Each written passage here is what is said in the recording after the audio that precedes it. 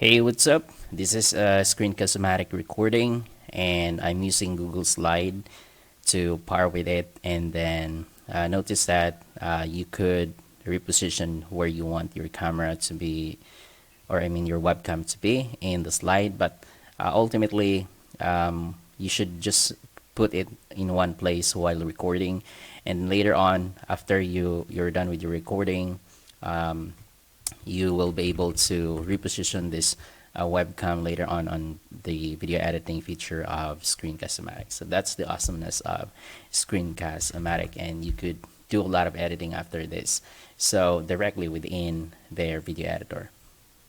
All right, so after your recording, you'll notice that if you open your Screencast-O-Matic project manager, you will be able to edit it using this edit feature of Screencast-O-Matic. And there you have it. So you have your camera where you want it, you want it to be positioned. So you will always have the option to resize it, and you have to make sure that it will not cover some part of your slides. But it's good to have a best practices in creating your slide. You have to make sure that you create some white spaces around the corner, so especially the important information that you don't want to be covered with your webcam. So you have to make sure you at least have some white space in your slide, so that whenever you move your webcam, you will not be able to cover this crucial information.